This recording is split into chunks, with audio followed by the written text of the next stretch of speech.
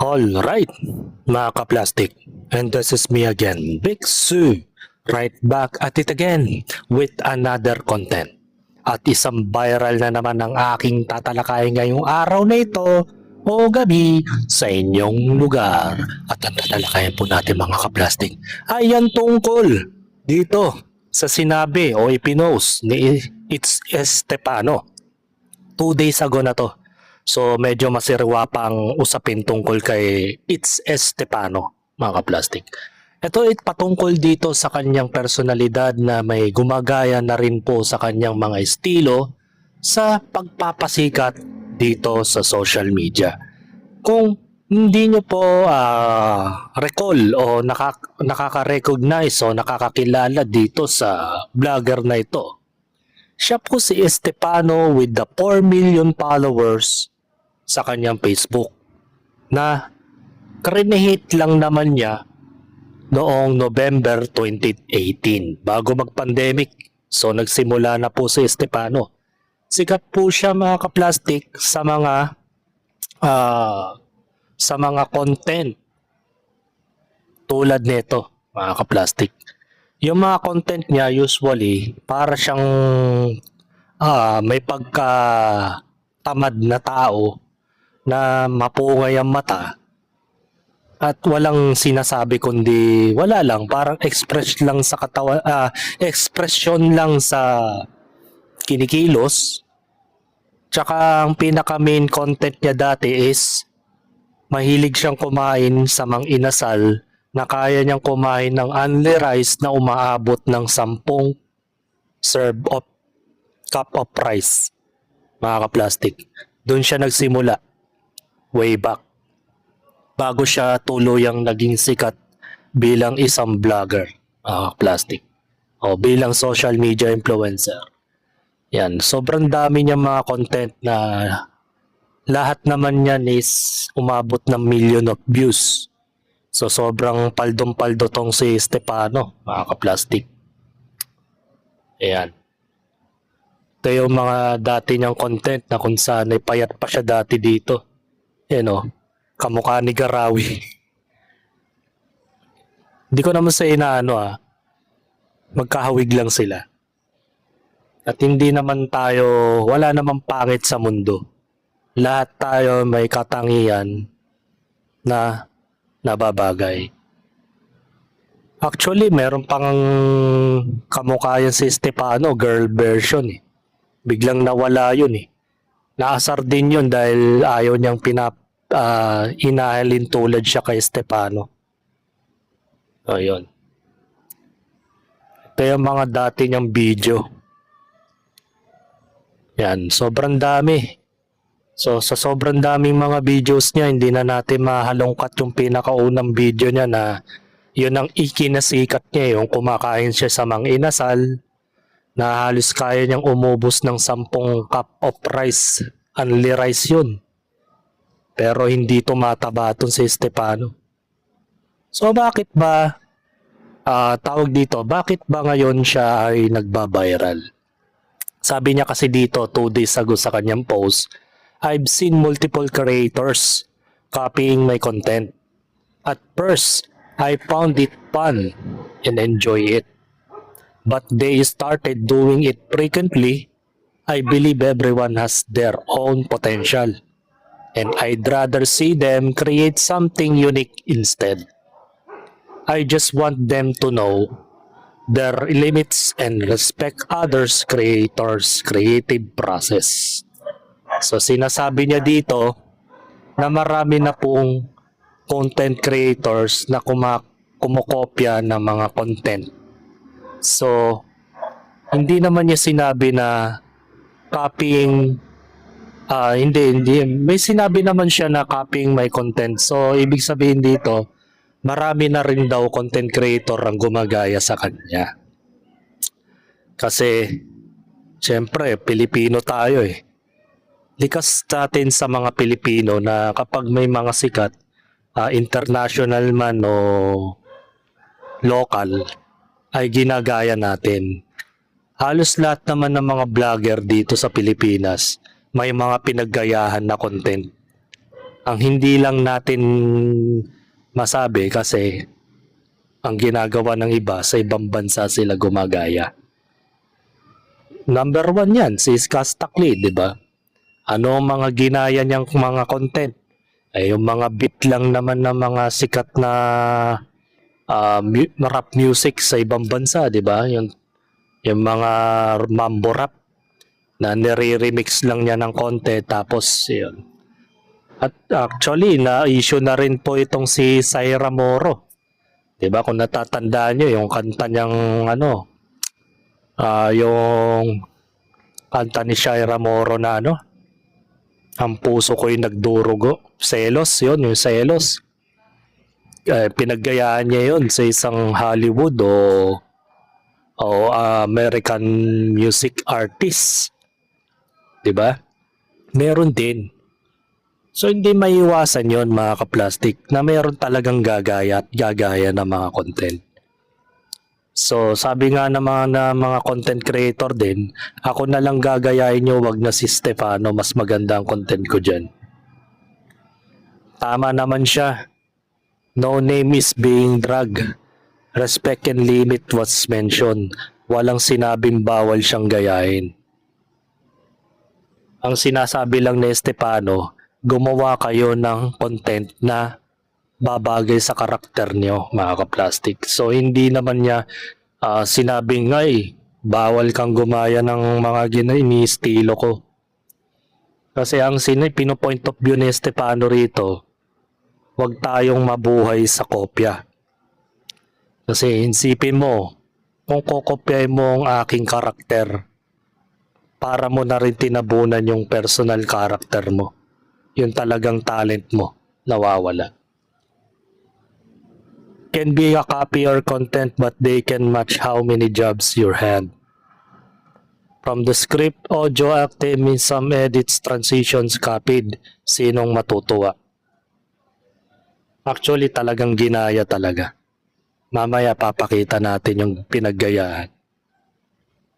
Tas kontra dun sa ginawa ni Stefano. Tapos sasabihin pa ng iba dyan, hayaan na lang kasi bata. Actually, di talaga kasalanan ng bata kasi sumusunod lang yan dun sa magulang niya. Tapos si Stefano pa yung mapapasama dito kasi nagsalita siya o nag-post. I think he has all the right to speak about it. Kasi alam naman po natin na idea at content niya yon. Cute siya kaso respeto na lang dito kay Stefano. Lalo na nagsalita na siya. Baga kawalan na respeto yon. Manggaya ng manggaya. Don't worry if people copy you, they can imitate your content. But they can never copy your personality, creativity, or originality. Remember, people only copy what they admire. No one copies low quality work. So yun. Correct, while reading this dude, remember somebody once told me the words gonna be roll me. It ain't the sharpest tool in the shed. Oo, malalalim ah. So, sino nga ba yung content creator na yun na gumagaya sa kanya? Pero bago ang lahat, lumang iba, may kasabihan tayo. Meron po tayong vocabulary of the day para kay Stefano. Ito ay tinatawag na epigon. Isa siyang noun. Epigon is a person who imitates or follows the ideas, style, or work of a more original or influential person of often lacking originality. So bagay na bagay, no? Na likas sa mga Pilipino talagang may manggagaya, mangongopya, magnanakaw ng mga content. Sabihin na naman ng mga ibang mga netizens dyan, ikaw rin naman, nakikisaw-saw, ginagaya mo lang din, bla bla bla. Pagka hindi naman to gaya. Reaction video to, mga kaplastik. Opinion ko to eh. At wala rin naman akong pinaggayahan na content creator about dito sa pagiging komentarista ko. Diba? So ngayon, ang pinag-uusapan natin is epigon, a person who imitates or follows the ideas, styles, or work of a more original or influential person. Totoo, often lacking originality. Ngayon, naubo na ako ah. Yan ang magandang vocabulary of the day. Yeah. Peter's word epigon. Critics dismiss the writer as an epigon of a famous novelist. He has seen in an epigon rather than the innovator. The artist refused to become an epigon of her mentor. Diba? Pwedeng yung the bloggers o other content creators, epigon the influential content like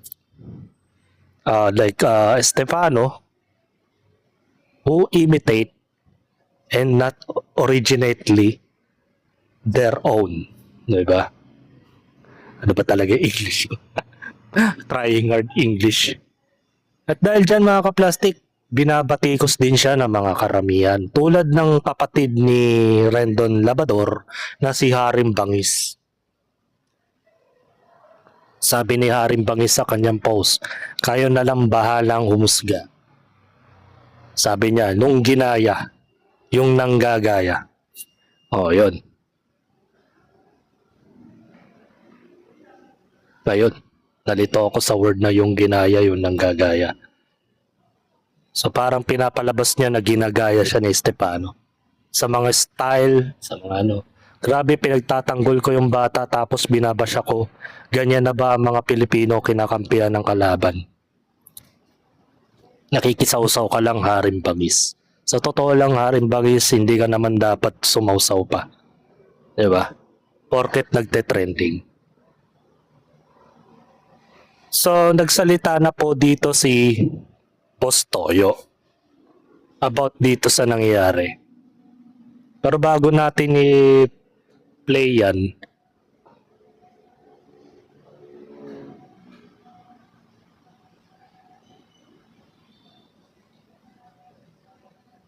nag-post kasi itong si Ria Vlogs. Ito yung pinagdidiskatahan ng mga tao ngayon. Siya yung allegedly na parang pinopointing ni Stefano sa kanyang post. At dahil dyan, parang nagalit ata yung magulang ni Ria. Kaya nag-post siya ng tungkol dito. Sabi dito ni Ria Vlogs, Papa po ni Ria ito, sorry po ulit, hindi ko na po i-depend ang sarili ko. Kasalanan ko naman po talaga ang lahat sa paggaya ng content. Nire-respeto ko po lahat ng opinion at galit nyo at tanggap ko po lahat yun. Salamat po. Sorry po ulit, ma'am, sir, lalong-lalo na kay Idol.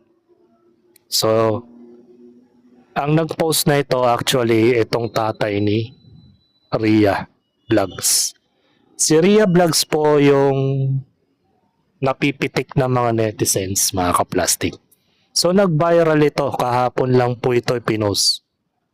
Dahil ba naman dito sa mga content ni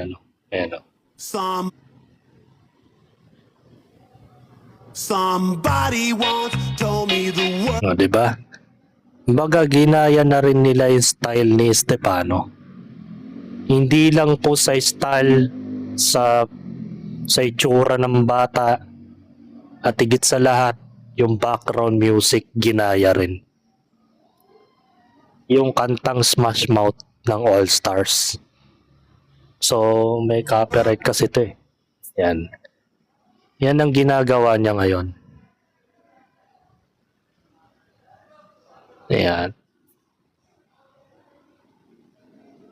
Style talan ni Stefano talaga ginaya niya. Ang pinagkaiba lang niya, hindi siya kumakain ng maraming only rice. Parang gumawa siya ng parang nag-content siya na parang ganito, ganyan, yan, nag-order.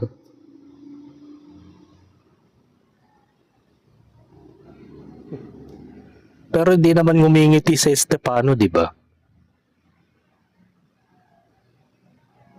Sayang, may potential pa naman yung bata. Yun nga lang, syempre, kapag may original creator na nagreklamo, hindi maiwasan talaga yan. Ayun. Nakakalungkot. Tsaka naka-comment po yung kanyang page, mga ka-plastic. Yan. Yan yung mga pinaggayaan ni Rhea Vlogs. Yan pa oh. Nahilig siyang pumunta sa mga fast food.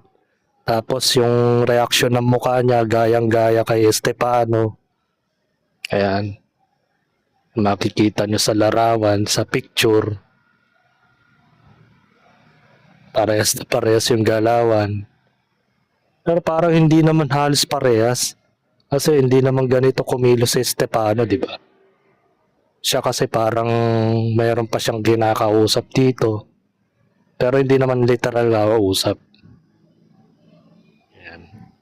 Nakakalungkot lang na natigil ang kanyang pagbablog dahil nababatikos na tong bata. Kaya yung ama niya nag-post na sa social media na kung saan ay tinigil na po niya ang pagpapanggagaya ng kanyang anak sa mga content ni Estefano, mga ka-plastic. So, may buwel tayo mga netizens about dito. May sinabi yung babae na vlogger. Hanapin ko lang. Nawala. Saan ba yun? Ito ba yun? Vlogger. Hindi yan. Ito yan. Hindi dapat ganun yung pagkakasabi mo sa anak mo. Popsicle, hindi ganun. Nakakabuild ang trauma yun. Childhood trauma po ang tawag dyan. Yung idol niya, tapos parang in-input mo sa brain cell niya na hindi masaya yung idol niya.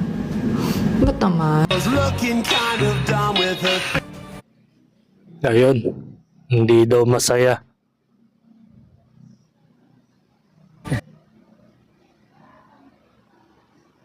May magalit. Sabi nga ni Jollibee, paparapak you. Maraming netizen ang humihiling na magkaroon ng collab. Wag na lang pala, baka may magalit. Sabi nga ni Jollibee, paparapak you. Maraming netizen ang humihiling na magkaroon ng collaboration sina Stefano at Rhea Vlogs upang muling mapasaya ang bata. Ayon sa mga lumabas na video, tila nalungkot si Rhea matapos ipaliwanag ng kanyang mga magulang na hindi umano natuwa ang kanyang iniidolo sa pagkakahawig ng ilan sa kanilang content. Dahil dito, maging ang ilang sikat na influencer at vlogger ay nagpahayag na rin ng kanilang saloobin. Ang ilan ay nakakaunawa sa naging pagkadismaya ni Stefano, lalo na kung pakiramdam niya ay masyado nang magkahawig ang ilang content. Valid yung nararamdaman ni Stefano para sa akin. No? Valid yun, pre. Kumbaga, hindi mo naman madidiktahan ng isang tao kung ano yung mararamdaman niya. Pero siguro, ang tanging butas lang dito sa sinabi niya, yung specific keywords lang, gaya nung know your limits. Yun lang, pre. Hindi mo talaga makokontrol kung anong klaseng output yung may inspire mo na gawin ng ibang tao. Either gagayahin ka ba nila sobra or may inspire sila slightly. Wala na sa control natin yun, mga pre. No? Samantala, may iba namang naniniwalang normal lamang ang paghanga at pagkuha ng inspirasyon, lalo na kung bata ang sangkot. Kasabay nito, muling nabuksan ang usapin kung hanggang saan ang inspirasyon at kailan ito nagiging sobrang pagkakahawig. Alam nyo, sa mundo ng content creations, normal ang magkaroon ng kaparehong idea. Mahirap na humanap ng concept na 100% original. Sa huli, ang tunay na hamon para sa bawat creator ay hindi kung gaano sila kahawig ng iba, kundi kung paano sila maaalala ng mga tao bilang kanilang sarili. we're taking the back streets. You'll never know if you don't. Actually, may punto naman yung ibang vlogger. Dahil sa dami na nga ng content creator dito sa Pilipinas, hindi na natin maiisip na lahat ng ideya natin sa utak, kahit hindi pa natin napapanood yung mga ibang content creator, ay may possibility na meron na yun. Parang bibigyan ko kayo ng halimbawa, mga ka-plastic. Kapag ikaw ay negosyante o gusto mong magnegosyo, iniisip mo pa lang sa isipan mo kung ano yung gusto mong ibenta o magiging negosyo. Hindi mo pa lang ito ginagawa ay meron ng ibang taong nauna na nagnegosyo ng ganun na idea mo. Kahit ako ganun din eh. Ay gusto ko magkaroon ako ng ganito bla bla bla bla. Tapos nung napuntaan ko yung lugar na kung saan hindi kalayuan sa lugar namin, ay nakita ko yung idea na yun na accidentally naman na hindi ko naman intensyon na gayahin kasi nandun na pala. Meron naman pala. Hindi talaga maiwasan yun kasi nandito tayo sa loob ng environment na kung saan ay lahat ng necessities ng tao ay halos magkapareha lang. Imposible naman na sa 1 billion o 1 trillion na tao sa populasyon dito sa Pilipinas ay merong unique at wala talagang pagkakapare-pareho. 'Di ba? Walang ganun. Lahat merong may pagkakapareho, mga kaplastik. Ang hindi lang natin kayang i-copy ay yung mismong yung real life personality mo bilang ikaw. Pero pag naging karakter ka ng isang vlog o isang pagiging artista, hindi talaga mawawala yun. Kahit nga ito bibigyan ko kayo ng sample mga kaplastika. Etong si CM Punk ay aminadong may pinagayahan na signature moves. Yung tinatawag na GTS o Go to Sleep mga kaplastik. Aminado si CM Punk na yung GTS na signature move niya sa kanyang wrestling entertainment ay pinaggayahan niya to sa isang Japanese wrestler na si Kenta, mga kaplastik. So wala talagang originality mga kaplastik. So panoorin natin kung bakit ipinaliwanag ito ni CM Punk to. How did you come up with your finishing move? I stole it. Easiest answer. There's a gentleman by the name of Kenta who wrestles in Japan for Pro Wrestling Noah. I was in a pinch. Everything's been stolen and used. That's why I actually kept the name. I didn't try to change it to the Punk Out or Punkorama. I was blatantly ripping this poor bastard off, so I kept the name, kind of as an homage to him. He's a hell of a talented guy. O, diba? How did you come up with your finishing move? Aminado siya. Na even si CM Punk ay may pinagayahan na signature move. Yung GTS. Which is si Kenta. Isa siyang wrestling superstar sa Japan. O, diba? Kasi nasa mundo ka ng wrestling. Sa mundo ng wrestling, imposibleng wala kang pinagayahan na signature moves. O, tulad na lang kay Batista. Mayroon siyang signature moves na spear. The same time, si Goldberg meron din. Meron din si Edge. Meron din si Roman Reigns. Halos lahat ang ginagamit na ngayon na signature moves. Ang pinaka most popular na ginagamit na signature moves sa WWE ay ang spear, powerbomb, movesaw, suicide dive, even na 619 meron ng kapareho. Diba? Marami. Chong slam. May mga kanya-kanyang pinaggayahan. Nasa mundo ka ng wrestling Siyempre, ano ba mga pwede mong gamitin pag nagre-wrestling ka? Siyempre, yun lang din. Ganun din sa pagbablog mga kaplastik. May pinaggagayahan. So, ang ibig kong sabihin dito, kahit na gustuhin man ni Stefano o ayaw niya, kasi sa kanyang post parang nag-aalangan siya sasabihin niya na wag niyo akong gayahin kasi nag-iisa lang akong ganitong content creator na ginagawa ko yung ganong bagay. Pero hindi talaga maiwasan yan sa mundo ng social media na may mapaggagaya. Diba? So dahil dyan mga kaplastik, may mensahe itong si Boss Toyo kay Stefano. So panoorin natin kung anong sinabi ni Boss Toyo dito. So nag-release yung Stefano Biglang nag-bash, walang originality. Ang tawag sa inyo mga kwang-kwang. Kung matapang kayo, punta nyo ako. Dito lang lagi sa museum. Mga tanga pala kayo eh. Hindi pang gagaya yun. Nasa Pilipinas tayo. Hindi mo pag-aari ang Pilipinas. Kuwang-kuwang kayo. Kayo yung mga tao walang mararating. Ha? Hirap kasi sa inyo. Hindi kayo gumagawa ng paraan para masenso ang buhay nyo. Hindi ganun yun. Kaya nagsasabi, walang originality, ganun pa rin yung mindset nyo. Kala ko pakialam sa inyo kahit sabihin nyo, kahit nagagaya pa si Ria or what. Nagagaya siya? Anong epekto kung nagagaya? Yung iba nga nag-skits eh. Yung iba nga may ginagaya rin eh. Anong grabe reasoning? Dahil sa panggagaya? O, alam nyo, mga katulad nyo, kayo yung mga kuwang-kuwang. Yabang nito? Oo, mayabang ako. Mabash yung anak nyo? Kahit hindi ko anak yon, nasa poder ko yon. Tinuturing ko yun na pamilya ko, kaya pagtatanggol ko yung kahit anong mangyari. Tanga ka Trixie Maytan, sakang tanga.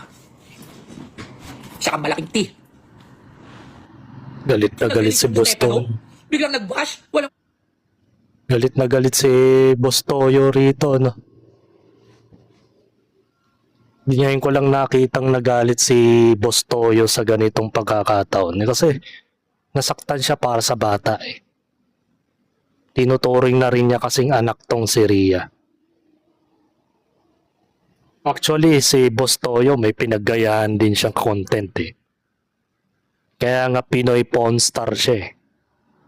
Ang pinaggayahan naman niyang content yung sa Amerika. Yung ano yun? Pawn Star? American Pawn Star ba yun? Yun yung pinapanood ko rin yun sa Channel 11 sa GTV. Every Sunday. Lagi kong pinapanood yun, yung Pawn Star. Yung nagpapatawaran sila ng ng halaga ng vintage na gamit tulad ng sasakyan, relo, etc. etc. Yun yung pinagaya ni Boss Toyo. Yung Pawn Star yun. American ba yun? Nakalimutan ko yung title eh. Kasi kaya nga nag-click tong si Boss Toyo dahil sa ganyang content eh. Kasi siya lang yung unique dito sa Pilipinas pero may pinaggayahan sa Amerika. Sa akin, ang opinion ko kung pag-uusapan ng panggagaya ng mga karakter o content sa ibang vlogger, hindi naman siguro ikakawala ng kasikatan ng original creator yun eh. Para sa akin, hindi naman siya offensive o parang insulto para sa isang sikat na tao. Nagayahin siya ng isang karakter din na kagaya ni Ria. Para sa akin, kung sinasabi ni Ria na inspired sa content creator na si Estefano, ibig sabihin lang nun, buong loob niyang ina-idolize tong si Estefano.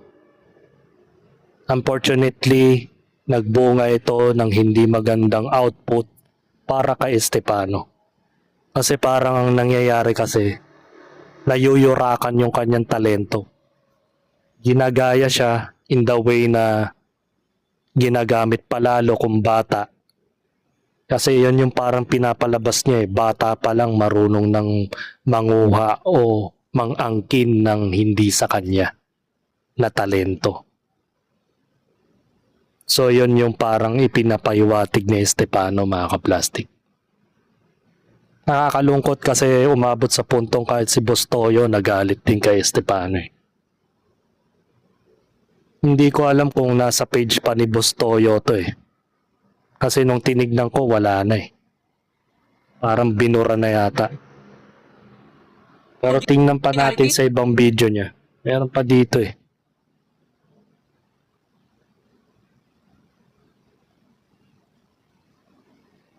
Ito.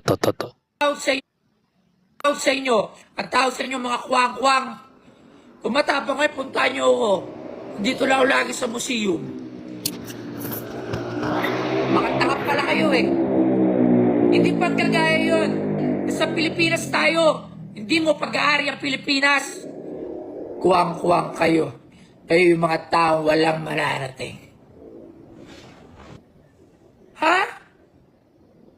Hirap kasi sa inyo. Hindi kayo gumagawa ng paraan para masenso ang buhay nyo. Hindi ganun yun. Kaya nagsasabi, walang originality, ganun pa rin yung mindset nyo. Kala ko pakialam sa inyo kahit ang sabihin nyo, kahit nanggagaya pa si Rhea or what. Nanggagaya siya? Anong epekto kung nanggagaya? Yung iba nga nag-skits eh. Yung iba nga may ginagaya rin eh. Anong grabe Parang nito siya eh? Dahil sa panggagaya? O, alam niyo, yung mga katulad nyo, kayo yung mga kuwang-kuwang. Yabang nito? Oo, mayabang ako. Mabash yung anak nyo? Kahit hindi ko anak yun, nasa poder ko yun. Tinuturing ko yun na pamilya ko, kaya pagtatanggol ko yung kahit anong mangyari. Tanga. Tanga ka, Trixie Maytan. Isa kang tanga. Isa kang malaking T. Sa Amerika kasi bawal din yun eh. Kung pag-uusapan ng copyright infringement, isa ano kasi yan eh, original work ng isang content creator. May mahigpit kasing pinagbabawal yan sa Amerika. Pero nandito nga tayo sa Pilipinas, gaya nga ng sinabi ni Boss Toyo, ay may kalayaan tayong manggaya, manguha, o mangangkin ng mga talento na hindi galing sa atin.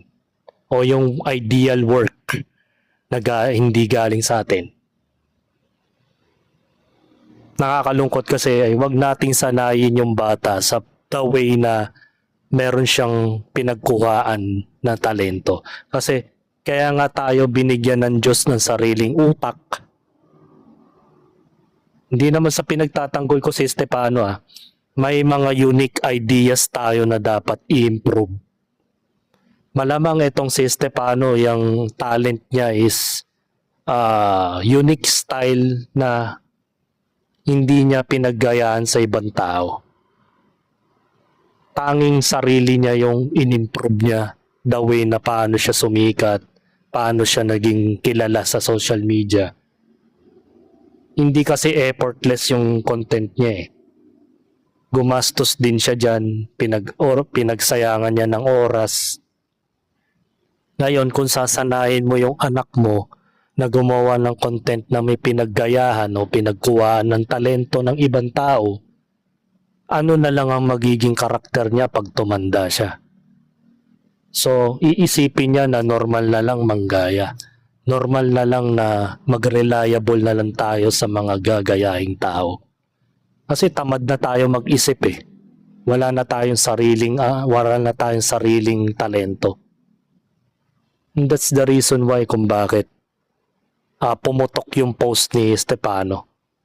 Hindi sa pinagtatanggol ko yung tao. Kasi siyempre, kayurakan niya ng talento niya eh. Isipin mo na lang kung tinolerate niya yung isang content creator. So hindi lang naman siya yung binabanggit eh. Marami. Wala naman siyang drain up name eh. Sabi nga niya doon, many of content creators are copying my content.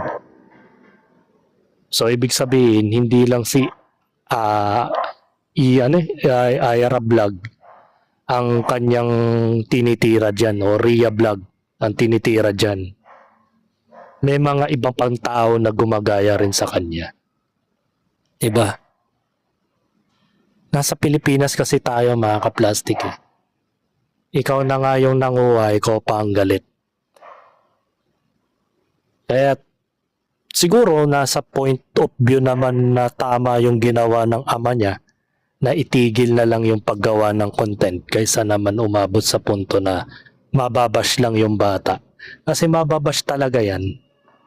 Hindi aabot sa punto na baka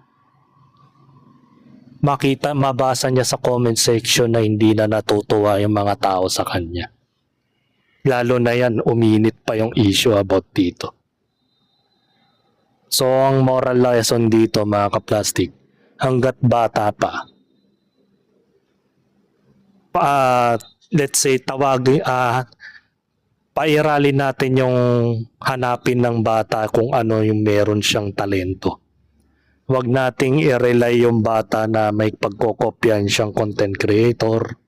Kasi hindi habang buhay ang pagbablog mga ka-plastic. Balang araw magsasawa rin yan kapag hindi na siya sikat. Magsasawa din yan, maghanap ng ibang gimmick o trabaho pag tumanda na siya. Pangit naman na lalaki siya na laging ang habit niya ay kumuha ng talent o ng kumuha ng content ng ibang tao. Kahit si Kaalaman, mga kaplastik, dinatikos itong si Estefano eh. Pero hindi niya alam si Kaalaman, may pinagnakawan din naman siyang content dati. Yung content ni Kento Bento. Kaya nga siya binatikos dati ni Nico David eh. Dahil dyan eh. Kasi si Kaalaman, nagnakaw rin ng script. Literal. Pati si Enero TV, isang vlogger na content creator na nag-commentary about sa One Piece, may pinaggayahan din siya. Ang pinagnakawan niyang vlogger o yung Japanese vlogger sa ibang bansa, di ko alam kung Japanese ba yun o basta may mga foreign vlogger na pinagnakawan siya ng script ni Enero TV. O, di ba? Ibig sabihin lang nun, mga kaplastik, walang content creator na may sariling atin. May pinagkopyahan, mga kaplastik. So, sa maniwala kayo sa hindi, likas sa mga ugali ng mga Pilipino ang manguha ng idea ng ibang tao. Parang kumbaga, kapag nag-click yung iyong pinaghirapang artwork, matutuwa ka ba na kukunin na lang ng ibang tao yung already made na artwork mo na pumatok sa mata ng ibang tao. Tapos ikaw, nanakawin mo lang, kukuhain mo lang, i-adapt mo sa sarili mong karakter. Tapos sisikat ka pa nang walang kahirap-hirap. Siyempre, itong si Estefano, dama niya yung passion, pawis at dugo na kung bakit siya umabot sa 4 million followers. Pinaghirapan niya yan lahat.